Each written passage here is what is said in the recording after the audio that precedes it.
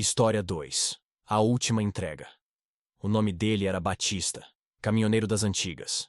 Destemido, bruto, mas com um coração que batia mais pela estrada do que por qualquer ser humano.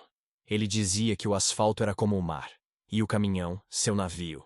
Só que naquela noite, o mar estava revolto. E o vento soprava como se quisesse avisar alguma coisa.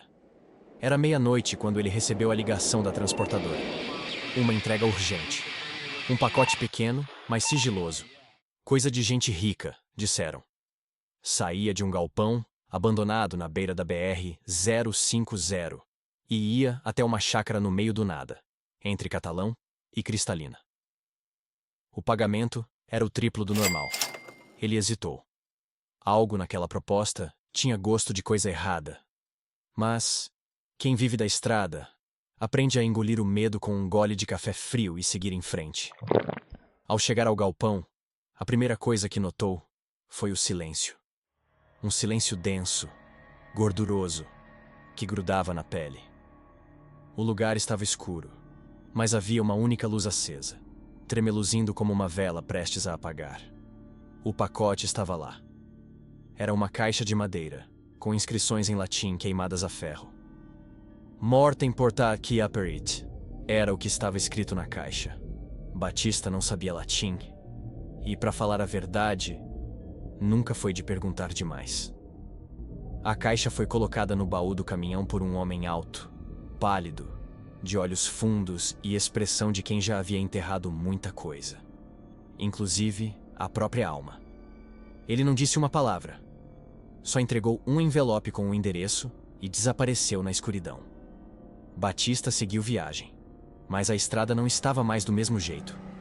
Era como se ele estivesse dirigindo dentro de um pesadelo, onde tudo era familiar, mas ao mesmo tempo errado. A vegetação parecia se curvar em direção ao caminhão, como se quisesse sussurrar alguma coisa. Os postes de luz piscavam, mesmo nos trechos em que não havia energia. E o rádio?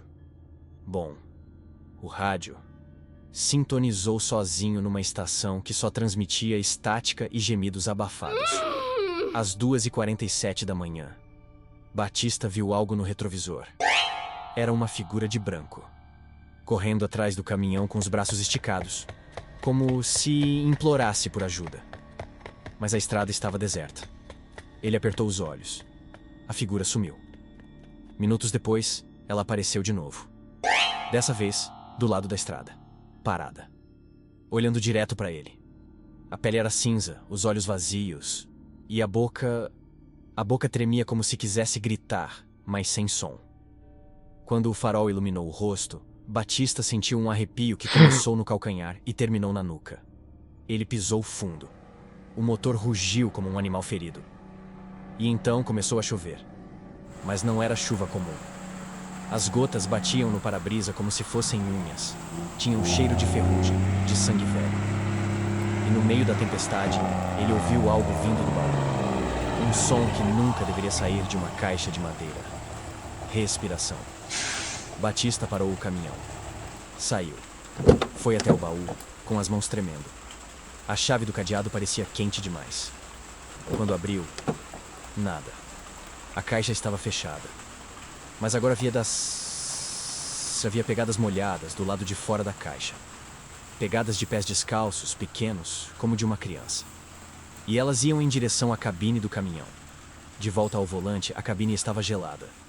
O vidro embaçado formava palavras, escritas por dedos invisíveis. Volta.